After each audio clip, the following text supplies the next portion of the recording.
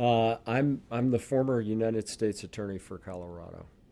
I was a federal prosecutor doing criminal cases for about 6 years, and then left the office and came back as the second in command in 2010, and then ran the office really as second in command, and then became the United States Attorney in 2016, and was in that position for about 2.25 years, running the U.S. Attorney's Office here for all of Colorado until about 5 or 6 months ago. So I was really at ground zero that the entire 7 or so year period we've had commercialized marijuana in Colorado.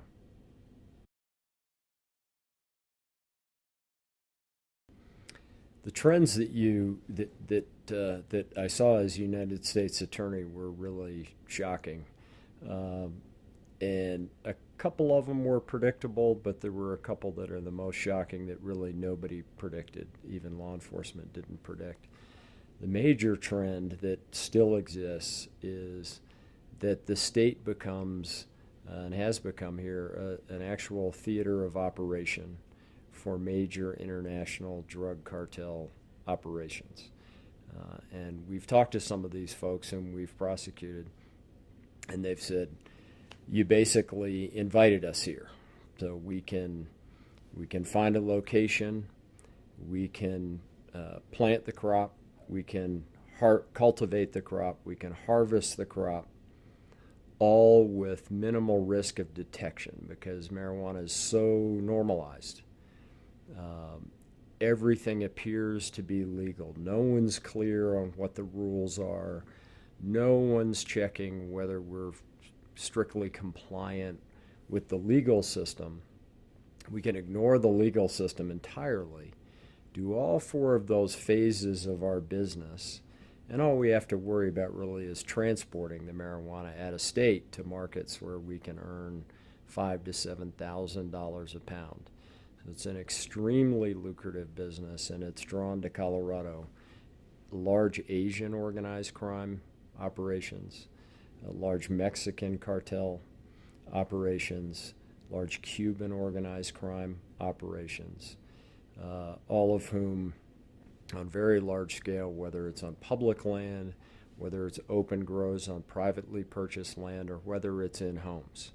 Often tract housing, often middle class, suburban tract homes. There's so much cash in this business, they can buy those homes for cash, turn a nice residence into in a cul-de-sac into a greenhouse, and grow hundreds of pounds of marijuana on 60 to 90-day cycles, virtually without detection. And so that's one of the major impacts, the damage that come to the public lands, our BLM lands, our Forest Service lands, our Park Service lands, from the outdoor grows, and then the harm done in these communities where houses are being gutted, the electricity rewired, the water plumbing rewired or rerouted, so that a home can be turned into a greenhouse to produce marijuana and then shipped out of state. So we've seen pretty quickly the magnetism of commercialization for those criminal organizations who are very sophisticated. There's also a local black market. So those cartels I'm talking about ship out of state because the prices are better. For the most part, that's what they're doing. You also have a local black market because it's more expensive to buy at a brick and mortar retail chain where they have taxation, regulation, and business practices that increase their costs. So there are plenty of people who want to smoke marijuana who would rather pay a couple $100 less for whatever quantity they're buying. And they can, so that demand is there, and the supply is created by folks who are growing in much smaller operations, totally outside the legal system.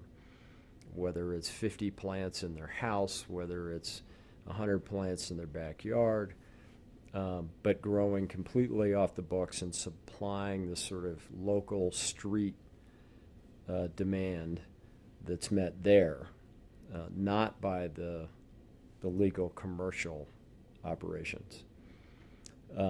Both of those black markets put an enormous stress on law enforcement.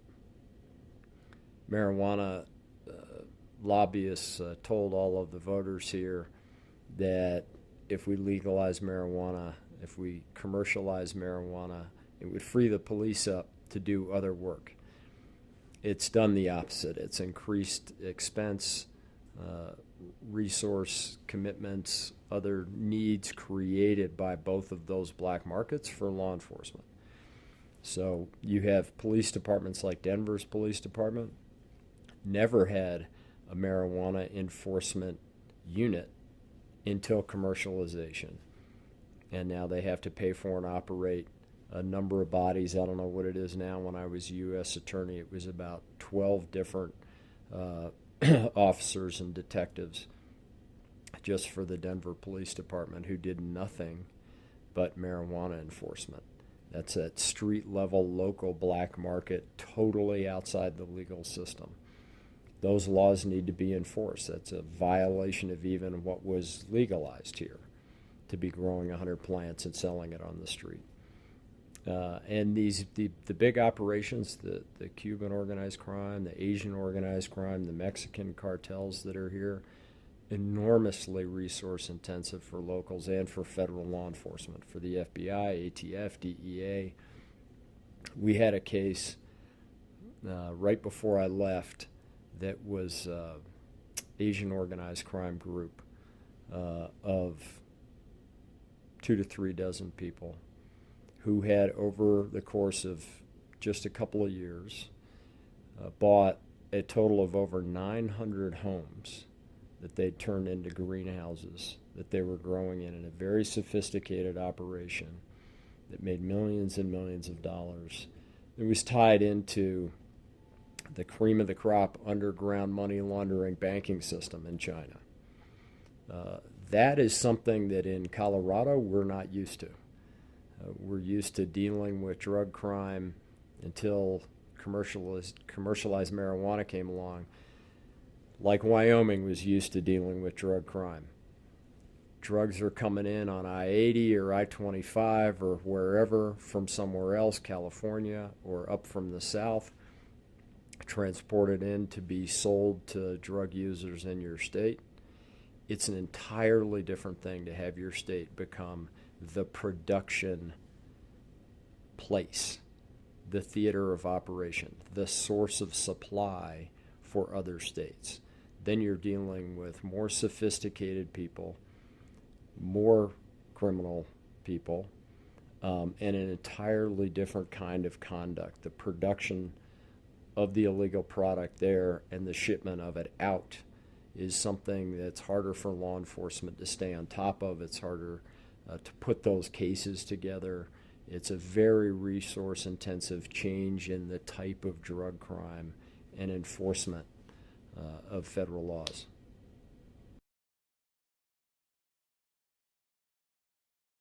These cartels are only producing, the only drug they produce and ship out of Colorado is marijuana. All right. Colorado consumes a lot of methamphetamine too. All that comes up from Mexico. If we legalize methamphetamine here, maybe they would build giant industrial meth facilities like they have in Sinaloa. But we haven't yet, so they haven't done that. But we've done the equivalent of that with marijuana. So these folks, again, have said there's 5 links in our business chain. There's no risk except for the last one, the transportation. You've made it pretty risk-free on the first 4 links. You've invited us in, to plant, to cultivate, to harvest.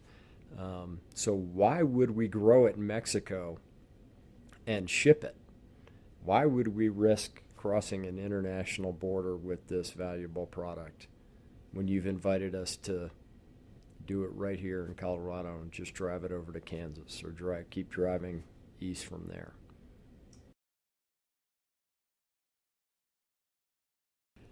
I would be very aware that medical marijuana is just a smokescreen for commercialization of marijuana.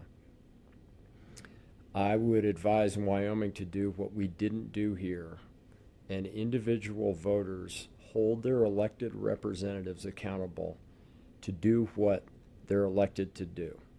Weigh the costs and benefits. Study the costs and benefits. Look really hard at what you think you're going to get out of this if you vote for it, and what it's going to cost you if you vote for it.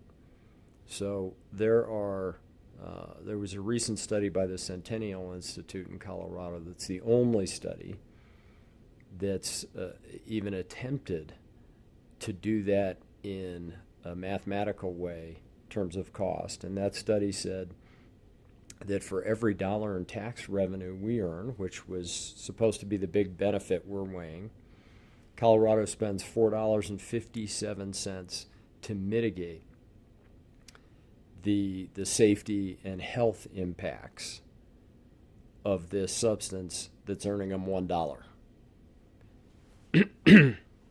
So we didn't do that analysis at the time. Colorado was promised a lot of tax revenue, promised a lot of completely unsupported things about the value of the substance medically, and voted it in, I think, primarily thinking it was going to help our schools, because that was the big pitch. It was going to be a bunch of tax money that goes to schools. It hasn't done that. The tax money is more than eaten up by the increased law enforcement costs, the increased health and safety costs.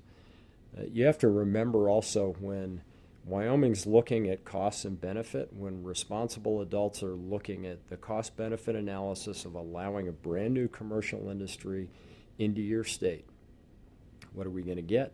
What's it going to cost us?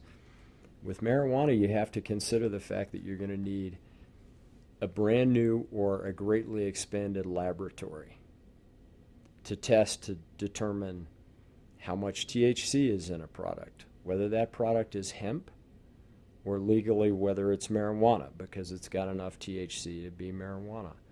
You're going to have a laboratory that can determine before these products are sold for people to put in their body, do they have pesticides in them? Do they have mold in them? Are they safe for consumption from those basic substances? That's not a facility Wyoming has now, because they don't need to have it.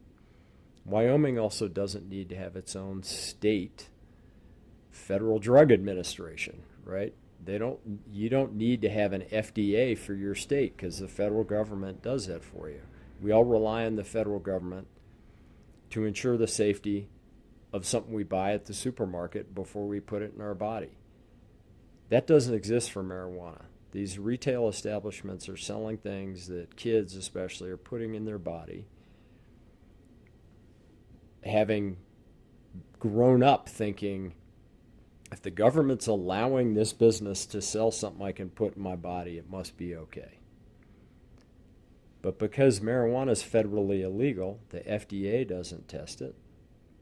The EPA is not testing the environmental impact of a grow site or any element of the marijuana business. So if the state wants to ensure safety of the environment, assess and control the environmental impact of marijuana growing, and control and ensure the safety from pesticides, mold, and other contaminants of that product someone's putting in their body, the state of Wyoming is going to have to create those agencies. The state of Wyoming is going to have to do what it now relies on the federal government to do. The state of Wyoming is also going to have to create an entire new agency just to regulate the licensing, to track inventory, to collect the taxes, to issue licenses, to ensure the facilities complying with the terms of the license. We created in Colorado the MED, the Marijuana Enforcement Division. The Marijuana Enforcement Division has increased its staffing and resources again and again over the last 5 or 6 years, and it's not remotely caught up. And in fact, its only recourse at this point, because it can't keep up with the industry, it can't keep up with the applications, the background checks, the inspections to ensure compliance with the basic standards of the legal system. They've just started giving up. They've started reducing their requirements, reducing the frequency of inspections, the thoroughness of inspections, because they can't keep up with it. So not only is that a very expensive brand new agency that will have to be created, it's very difficult to fund it sufficiently for it to keep up. I read recently someone described from a health perspective, but it's also true from that regulatory perspective, that trying to deal with commercialized marijuana from a regulatory perspective is like chasing a cheetah with a butterfly net. That's exactly what our experience has been in Colorado for the last 6 years. You can't keep up, and you can't control it the way the public has been told and expects you to control it without an enormous resource commitment from the state to ensure safety for the citizens.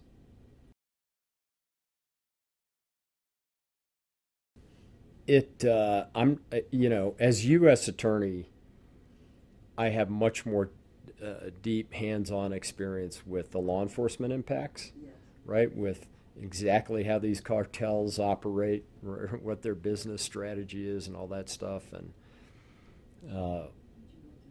why they're here. But I'm aware of the impact on the schools. Obviously, I've read statistics and worked with a number of people who are much more expert in that stuff than I am. But, there are long-term Lancet published studies that show, and other, world-renowned scientific organizations that don't accept non-scientific studies, who report that there's a long-term.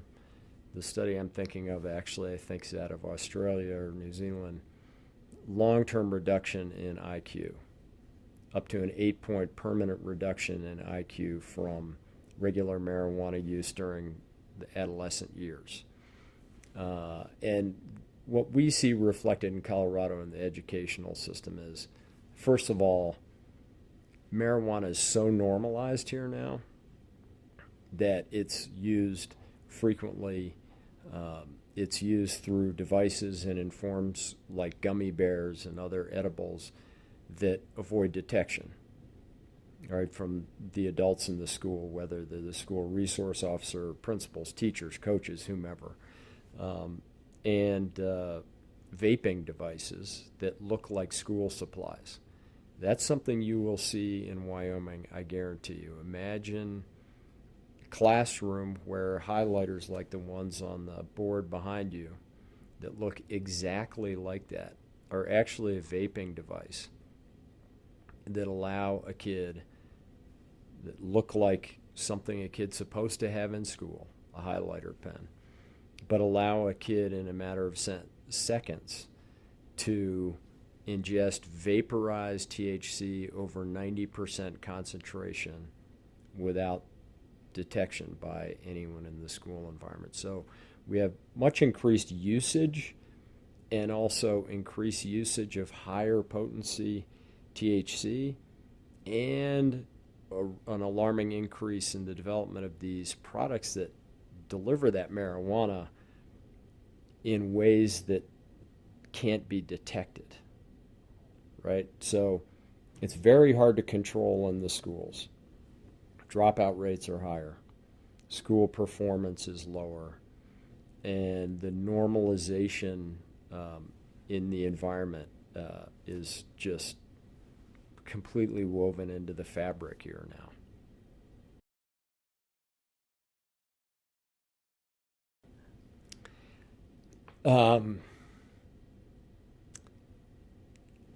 I don't It's very easy to get angry and emotional about what's happened to my state.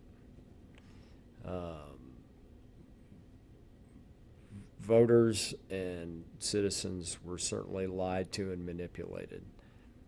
I've dealt with this for long enough now that I've come to a place where I've realized that the anger, the accusations of malice are not nearly as helpful as just steadfast education and cost benefit decision making. I mean, there are absolutely example after example of folks who don't want to do anything but make money, who use arguments to rationalize their own greed, who are ruining the lives of families, permanently ruining the brain development of adolescents in this state, and laughing all the way to the bank. Um, is that malice? Is that greed? Is that the fault of the voters and continue to be the fault of our legislators who don't do a cost-benefit analysis, who don't really learn the issue before they swallow the argument from a lobbyist paid to make it? It's all those things. It's all those things. You're going to get that greed unleashed in Wyoming if people don't stay calm but steadfast in opposing this. Because the mix of good old American capitalism, when applied to an addiction industry, is a shocking and really harmful thing, especially to the future of a state, especially to kids who are 10 to 25 years old.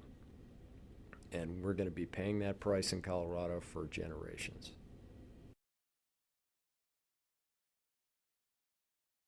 We have a lot of Colorado is like Wyoming. Okay, a lot of Colorado, we have elected rural sheriffs who are very conservative or libertarian and states' rights and local control. And when this passed locally, it would have been funny if it weren't tragic. All those folks turning to me as U.S. attorney and saying, "What are you going to do about it?" These are folks who normally wanted me completely out of their business, but suddenly wanted the federal government to fix this. And here's a sad truth you have to realize if you're going to go into this in Wyoming. The federal government is not and cannot save you, even though it's illegal federally. When I was a U.S. attorney, we had a total for the entire state, 50 criminal prosecutors. Those prosecutors are doing terrorism cases, homicide cases, heroin cases, sophisticated investment fraud, economic crime cases. We already have a lot of urgent public safety needs, a lot of them coming out of the opioid crisis, where people are dying from the ingestion of that controlled substance. So even without all of those other pulls on federal resources from the FBI, DEA, and U.S. Attorney's Office, even without that, you can't shut down. We have more retail establishments, just retail establishments, that sell marijuana legally under state law in Colorado than we have Starbucks and McDonald's combined. Okay? So we couldn't control this even if we wanted to, just with enforcing federal law.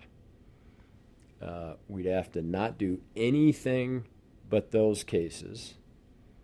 And all of those, it would not be a responsible decision, right, to give every other federal criminal in the state a hall pass while we tried to control something with federal law that state voters had said they wanted. So you have that problem too. But there was an expectation at the beginning, well, this will be okay because it's still federally illegal. So maybe we can use federal criminal enforcement to stop this craziness. It's not going to happen. There are not enough resources. Sheriffs and police chiefs have got to understand in Wyoming this is going to be their problem. The federal government, and I know the U.S. Attorney's Office in Wyoming very well, and I know the U.S. Attorney very well. They have a great office, and Mark is a great U.S. Attorney, and they have great prosecutors. But they cannot control what's coming if you commercialize marijuana.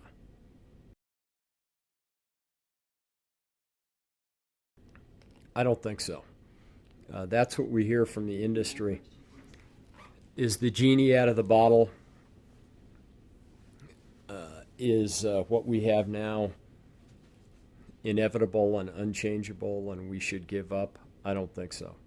What I've actually seen over the last couple of years, especially the last year, are folks like you who have the resources and the life experience to get engaged in this issue and try to educate others and put pressure on legislators and on voters to make sound decisions.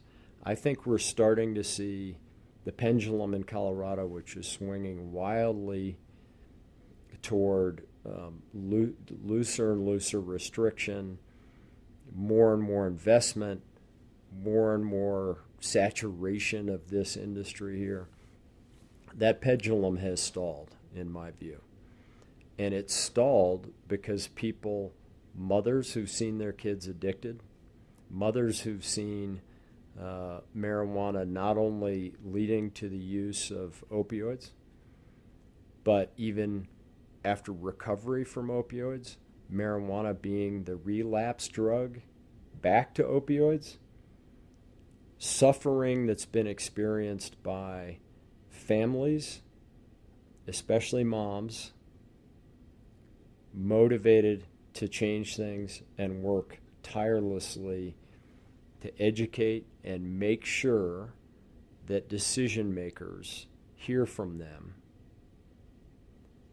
and get access to information like you're recording today so that people can make sound decisions and not decisions based on what a paid lobbyist is told by greedy carpetbaggers is going to be good for your state.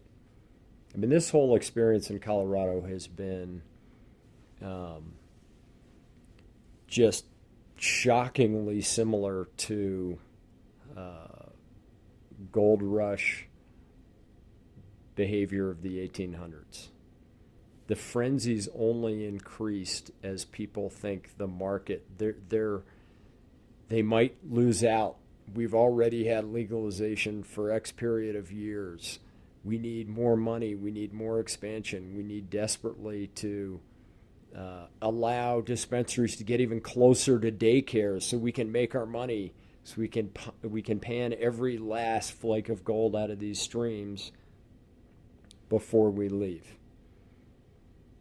These are people from outside of Colorado. These are people who rushed in because the industry was opened up, and they're desperately trying to take whatever it is, all the coal out of the ground, all the gold out of the streams, and get out and leave the mess behind for us to deal with. Now, back in the 1800s, the mess was an abandoned mining camp and maybe a poisoned stream, right? Maybe some toxic water from a mine site. The mess they're leaving behind for us now are this generation of kids who've grown up with normalized marijuana, who use regularly, who've increased their risk of psychosis 5 to 9-fold because of the regular use of high THC products, who've dropped out of school, who haven't achieved as well in school, who've become addicted and are going to be less productive. They're going to be more of a burden on our healthcare systems, who are for the rest of their lives going to be diminished by these folks who came in and took all this money out.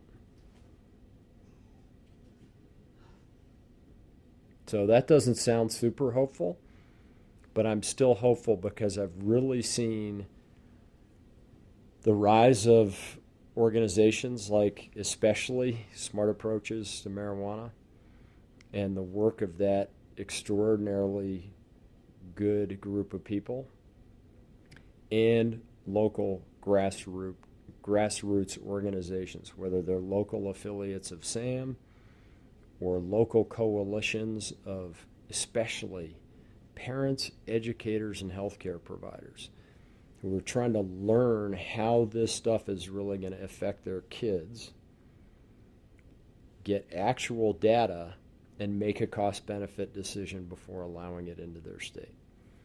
And that didn't exist in Colorado the first several years we had retail. You couldn't find anyone anywhere who was willing to say what I'm saying now about the impact of marijuana. And now those voices are starting to be heard. And I hope legislators and city councils are starting to think, do I want that blood on my hands in 20 years when we're looking at these people in maturity whose lives have been diminished by this? And so I'm hopeful that we're going to stop and maybe swing that pendulum back a little bit. May not put the genie back in the bottle, but I think we've got a good shot of bringing this back to at least semi-rational decision making before we keep breathlessly expanding in every direction the industry tells us we ought to expand.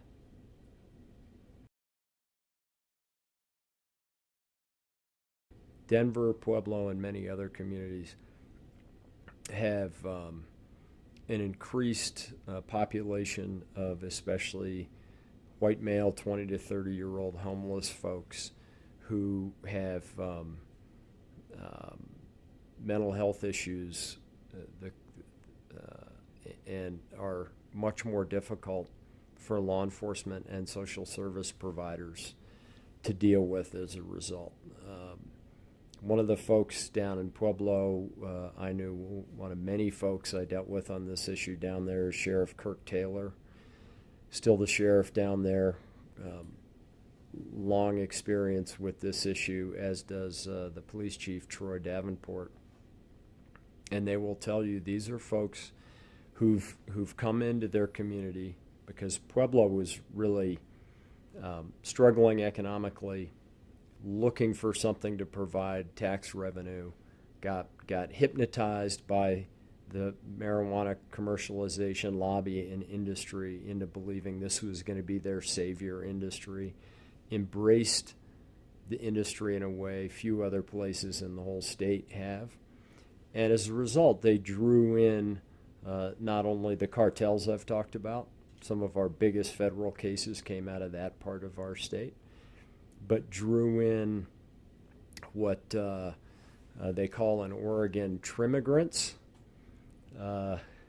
immigrants into the state who were bud tenders, plant trimmers, self-proclaimed marijuana cultivators and users who are generally unemployed and not contributing to the productivity of the community, homeless, frequently have mental health issues, and not only stress sort of the public service structure of that city or that area that they're in, but what people like Kirk and Troy will tell you is there's that population in general has an air of entitlement that comes from you legalized it, we came here to use it, now provide for us, not because we want to get out of this circumstance we find ourselves in, but because we want to stay in that circumstance, but we want to be taken care of. We want the government to provide shelter, food, and water, and health, and general health services.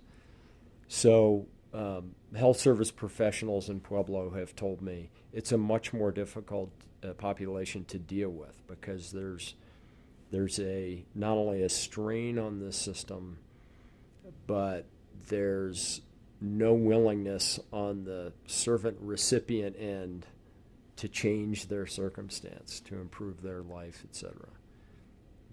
They want to be there. They want to be high all the time and be taken care of.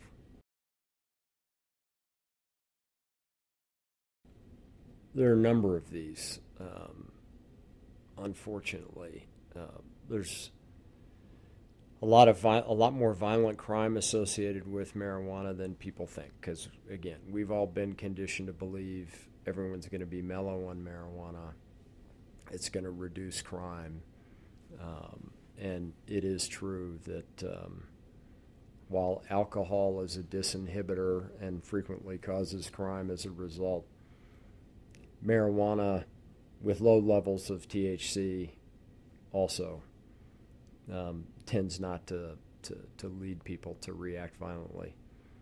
What we've learned, unfortunately, is high THC marijuana is the opposite. And so we have a number of stories in Colorado, unfortunately, of extremely violent acts done by folks who've consumed high THC products. There was, the one that comes to mind is nice suburban middle-class family, suburban Denver family, husband under some degree of stress for typical reasons. People are under stress, economic issues, not happy on the job, whatever it is. Decided, because he'd been told in advertising and the normalization of the culture, that marijuana might be a good way to unwind. Buys on his way home one evening for dinner, buys one single edible, one single package, eats a little bit of it. It takes a while. Not being a marijuana user, didn't realize it takes a while when you use an edible for your brain to start feeling the effects of the THC. Ate more than he should have. I can't remember if he ended up eating the entire product, but suddenly had more THC hitting all at once than he could deal with. And there, that evening, had a psychotic break in his home. I think it was a weeknight, dinner time, eats part of this thing in the car, eats the rest of it, and over the course of a couple of hours goes from normal suburban evening in his house to snapping, ranting, saying crazy things, grabbing the handgun they have in the home for home protection. Wife is calling 911, can't figure out the behavior. He has it in his mind gets it in his delusional THC intoxicated mind that the wife is his enemy. And while she's on the phone with 911 trying to get someone there to help, he kills her, shoots her in the head and kills her in front of the kids. And he was prosecuted and convicted in prison now, and the kids are off with relatives. There are a number of cases like that we've had. We've had people who've jumped off balconies. We've had stabbings. We've had other homicides. We had a number of cases, I think, like this in the last couple of years, because law enforcement's not looking for it necessarily, because even law enforcement is conditioned to believe marijuana's not going to make you do these things. But we had a deputy sheriff in Douglas County who was killed by a man I won't name. A deputy's name was Zach Parrish. He was killed in response to a call for service. Went there once, calmed the guy down, left. Another call for service there because the behavior of the individual was getting worse and worse and worse. And when Parrish and his colleagues returned, this guy opened fired with an assault weapon and injured a couple of them and killed Zach Parrish. Only in hindsight did law enforcement look at this individual's history of marijuana use and mental illness. He was a long-term heavy high THC marijuana user whose behavior that night, that early morning, and his violent ranting and use of violence in reaction to what was going on as a result of that psychosis killed Zach Parrish. We've had, the marijuana industry will tell you you can't prove that marijuana caused that or any of these other homicides. I can tell you as U.S. attorney, we never used to see cases like that. In Colorado, it's certainly not the number we've seen since commercialization.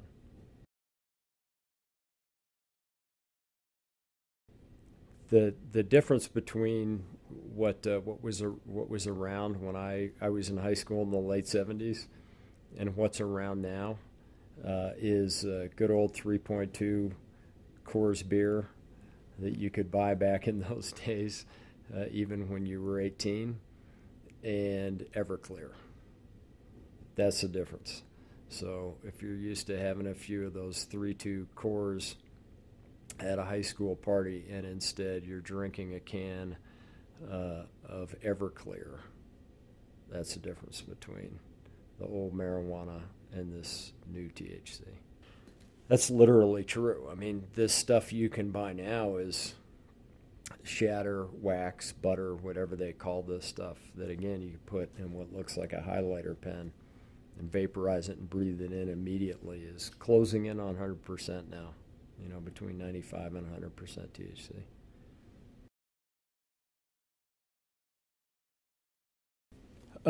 CBD and THC. I don't know. The difference between a rock and a tree. Apples and oranges, just completely different things. CBD has no psychoactive ingredient. Pure CBD oil has no psychoactive effect whatsoever. CBD, I think, is a little bit like snake oil. Again, back to the 1800s in Colorado. A lot of people are buying it now in coffee shops. Get a shot of CBD, $2. No one really knows what it does to you. It doesn't make you high. There are, two kinds of juvenile epilepsy that affect very small populations, and refined CBD approved by the FDA. You can get a prescription pill that's got that CBD in it that for some of those epilepsy victims, it reduces their seizures, and that's great. And there's a lot of continuing research about the medical usefulness of CBD, but it has nothing to do with THC. I think a lot of the CBD on the market, frankly, because it's unregulated,